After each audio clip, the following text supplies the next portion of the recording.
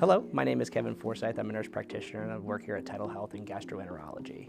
The U.S. data for 2025 estimates about 147,000 new cases of colon cancer. So it's actually the second most prevalent cancer in the world, accounting for about 10% of all cancer cases globally. You have about a 1 in 24 chance as a man have a lifetime risk of having colon cancer, and for women it's 1 in 26. 90% of those people that had stage 1 colon cancer should be surviving.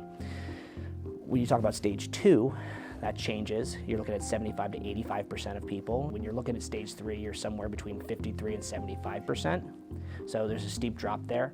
And then you see an even bigger drop when you get to stage 4, which is really 30 to 45%. In my personal opinion, and other GIs may have different ones, I'm going to recommend a colonoscopy. The way I describe these to my patients is the polyp's a seed and colon cancer is the tree. If you leave the seed long enough, eventually it's going to create this colon cancer tree that we have to end up treating. Removing those polyps is one of the best things you can do to prevent colon cancer. If my patient's not going to do a colonoscopy, they said they're just adamant they're not going to do it.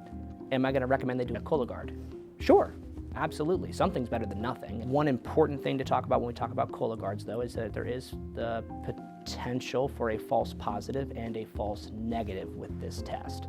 Risk factors that would increase your risk.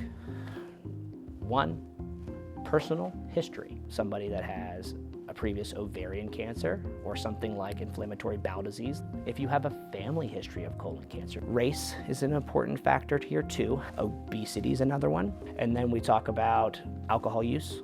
3 or more drinks daily, right, can increase your risk for colorectal cancer. Things of like red meat, lamb, beef, pork, or high in processed foods and lunch meats like hot dogs, right? These things can also increase your risk for colon cancer. Physical activity regularly would help to reduce your colon cancer risk. It's huge.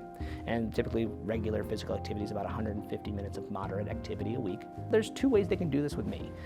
We do have MyChart, so if you are somebody that has a MyChart account already, you can make a request to come and see me. If you have other GI complaints, you have to go through a PCP or have a referral from another provider for me first. Everybody thinks they have to have symptoms. And while there are red flag signs for colon cancer, the big important walk away from here today is that you can have no symptoms until colon cancer is in its late stages. That's why we talk about the regular screening, because you may never know, you may never feel differently until it's too late to do anything about it.